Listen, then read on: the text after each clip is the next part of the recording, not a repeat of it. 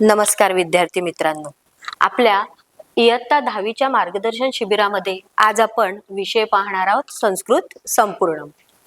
या संस्कृत संपूर्णम ह्या पेपरामधला आपण आज भाग बघणार आहोत चतुर्थ विभाग लेखन कौशलम। यामधलं प्रश्न स्वरूप व उत्तर लेखनाची पद्धत याबद्दल मी तुम्हाला मार्गदर्शन करणार आहे। साधारणतः चतुर्थ विभाग आपण म्हटलं तर प्रश्नपत्रिकेमध्ये त्याचं स्वरूप तुमच्या समोर येणारं पान हे अशा पद्धतीचं असतं। प्रश्न क्रमांक 4 अ, धातूनाम अव्ययानाम च उपयोगम कृत्वा वाक्य निर्माणम कुरुत। याच्यामध्ये तुम्ही पाहिलात, निरखून प्रश्नपत्रिका पाहिलात तर तुम्हाला ह्या प्रश्नाला अथवा दिलेला आहे, हे काळजीपूर्वक तुम्ही लक्षात ठेवायचंय। त्यातला आपण पहिलं अ, धातूनाम अव्ययानाम च उपयोगम कृत्वा वाक्य निर्माणम कुरुत, याच्यामध्ये तुम्हाला 6 प्रश्न विचारलेले असतात। त्याच्यापैकी 4 प्रश्नांची उत्तरं आपल्याला लिहायची असतात आणि त्याला गुण असतात 4। याच्यामध्ये तुम्ही काळजीपूर्वक जर प्रश्नांचं स्वरूप बघितलेलं असेल तर त्याच्यामध्ये तुमचं वर्गीकरण बघितलं तर 3 हे धातू दिलेले असतात आणि 3 हे अव्यय दिलेले असतात। तर आपण याच्यासाठी पुढे पण पाहूया की बघा, हा दुसरी प्रश्नपत्रिका मी तुम्हाला उदाहरणासाठी दिलेली आहे। तर याच्यामध्ये सुद्धा बघा, तुम्ही निरीक्षण केलात तर 3 अव्यय आहेत आणि 3 तुम्हाला धातू दिलेले आहेत। तर ह्याचं उत्तर कसं लिहायचं आणि ह्याची उत्तरं शोधायची कुठे ते आपण बघूया। विद्यार्थी मित्रांनो, हे आपल्या इयत्ता 10वीच्या संस्कृत संपूर्ण पाठ्यपुस्तकातलं लेखन कौशल्याचं पान तुम्हाला ओळखीचं वाटते, बरोबर? याच्यामध्ये तुम्हाला इथे प्रथमा विभक्ती ह्या पानावर आल्यानंतर तुमच्या लक्षात आलेलं असेल तर इथे प्रथम बघा, प्रथमा विभक्ती, द्वितीया विभक्ती, तृतीया विभक्ती, याच्या बाजूला त्याच्यावर आधारित असणारी वाक्यरचना दिलेलीच आहे। हे सगळा सराव आपण वर्षभर करतच असतो, पण उत्तर लिहिताना नक्की उत्तर लिहायची कशी आणि कुठल्या शब्दांना अधोरेखन करायचं हे मी तुम्हाला सांगते। इथे बघा, ह्या पानावर मी तुम्हाला उत्तर लिहून दाखवलेली आहे। हा मी प्रश्न लिहिला, प्रश्नानंतर त्याचं उत्तर लिहिलेलं आहे। हे सर्व तुम्हाला सहज सोपं वाटत असेल, पण इथे फक्त काळजीपूर्वक पाहण्याची गोष्ट अशी आहे की वाक्य लिहिल्यानंतर अधोरेखित शब्द करायचा कोणता, हेच ह्या प्रश्नाच्या उत्तराचं खरं मर्म आहे। इथे दिलेल्या उत्तरामध्ये नमः हा जो अव्यय आहे त्याला चतुर्थी विभक्तीची अपेक्षा आहे। मग या वाक्यामधला चतुर्थ विभक्तीमधला शब्द कोणता आहे तो तुम्ही अधोरेखित करायचा आहे, नमः अव्यय अधोरेखित करायचा नाही।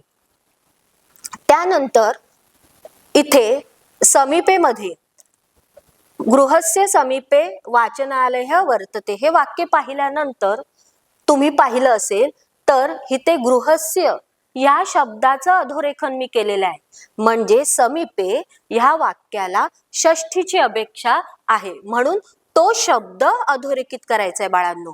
इतर कुठलाही क्रियापद किंवा इतर कुठलाही शब्द अधोरेखित करायचा नसतो। म्हणजेच काय, तर हे जे आपल्याला प्रश्न दिलेले आहेत त्या प्रश्नांचं ज्या अपेक्षा दिलेल्या असतात त्या शब्दांना अधोरेखन करणं गरजेचं असतं। आपण वाक्य लिहितो, सर्व काही करतो, आम्ही उत्तरं लिहिलेली आहेत, आम्ही उत्तरं लिहून आलो, पण मग मार्क कुठे जातात, तर आपण ज्या प्रश्नासाठी जी विभक्तीची अपेक्षा सांगितलेली आहे विद्यार्थ्यांनो तो शब्दच आपण अधोरेखित करायला विसरून जातो, म्हणून त्याला मग वजा गुणदान केले जातात। यासाठी तुम्हाला 8वीचं पाठ्यपुस्तक 9वीचं पाठ्यपुस्तकामध्ये उपपद विभक्ती हे प्रकरण दिलेलं असतं। त्याच्यातली ती जी वाक्य आहेत ती वाक्य तुम्ही कंपल्सरी आवश्यकतेनुसार 10 वेळा ही लिहिलीच पाहिजेत। म्हणून तुमच्यासाठी म्हणून मी पुन्हा एक दुसरं असं स्लाइड दाखवते। आता ह्या पद्धतीने मी तुम्हाला इथे दुसरं उदाहरण दिलेलं आहे, तुम्ही काळजीपूर्वक बघा। इथे कुपधातू दिलेला आहे, याला चतुर्थीची अपेक्षा असते म्हणून जननी पुत्राय कुप्यति हिते पुत्राय ही चतुर्थी विभक्ती असल्यामुळे हा शब्द अधोरेखित केलेला आहे। तुम्ही काळजीपूर्वक सगळी वाक्य बघितलीत विद्यार्थी मित्रांनो, तर तुम्हाला कळेल की फक्त ज्या धातूला ज्या विभक्तीची अपेक्षा आहे तोच धातू, तोच शब्द अधोरेखन करणं गरजेचं आहे। इतर कुठलाही शब्द अधोरेखन करणं म्हणजे आपले गुण वजा होणं। म्हणून अतिशय सोपा, पूर्णपणे गुणदान करून देणारा हा जो उत्तर लिहिण्याचा जो प्रश्न आहे आपल्याला, तो पूर्णपणे आपल्याला 4 पैकी 4 मार्क आपल्याला मिळवायचे आहेत। या छोट्या छोट्या ज्या आवश्यक गोष्टी आहेत त्या व्यवस्थित तुम्ही लिहिलात तर तुम्हाला पूर्ण गुणदान मिळेल। आता याच्या नंतरचा भाग आहे प्रश्न क्रमांक आ, वाक्यात्मक निबंधम लिखत। याच्यामध्ये विद्यार्थी मित्रांनो तुम्हाला एकूण 3 निबंधाचे विषय दिलेले असतात। त्याच्यापैकी एका विषयावर तुम्ही निबंध लिहायचा असतो। तुमच्या पाठ्यपुस्तकामध्ये एकूण 7 विषय दिलेले असतात। मम प्रिय खगः, मम प्रिय नेता, मम प्रिय उत्सवः, मम प्रिय पुस्तकम, मम प्रिया भाषा, भारतीय प्रसिद्ध स्थलम। या 7 विषयांपैकी आपल्याला 3 विषय दिलेले असतात आणि त्यातला एक विषय आपल्याला निवडायचा असतो। व्याकरणाच्या दृष्टीने याच्यामध्ये तुम्हाला कमीत कमी 7 ते 8 वाक्य संस्कृत मधली लिहायची असतात आणि ती व्याकरणाच्या दृष्टीने अचूक लिहायची असतात। जर त्यातलं उकार, विसर्ग, दंड जर तुमचा चुकला तर आपण मायनस मध्ये जातो। म्हणून यासाठी सगळ्यात सोपा उपाय म्हणजे हे निबंध सर्रासपणे व्यवस्थित 5-5 वेळा लिहून काढायचे आणि आपल्या लिखाणातल्या चुका ह्या कमी करायच्या।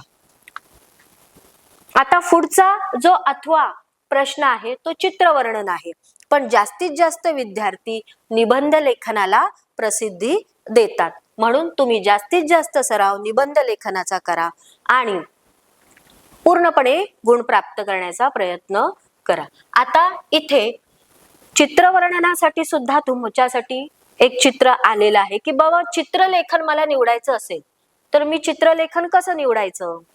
तर विद्यार्थी मित्रांनो व्यवस्थित निरीक्षण केलात तर चित्रवर्णनाच्या खाली तुम्हाला मंजुषेमध्ये काही क्रियापद दिलेली आहेत। त्या क्रियापदांची मदत घेऊन चित्राचं वर्णन करत असताना त्या क्रियापदांचा वाक्यात उपयोग होणं गरजेचं आहे। प्रत्येक क्रियापदाचं एक वाक्य शुद्ध व्यवस्थित आपण व्याकरणाच्या दृष्टीने योग्य लिहिलं तर चित्रवर्णनामध्ये सुद्धा आपल्याला पैकीच्या पैकी गुणदान मिळू शकतात। हे झालं आपला चतुर्थ विभागाचं विवरण।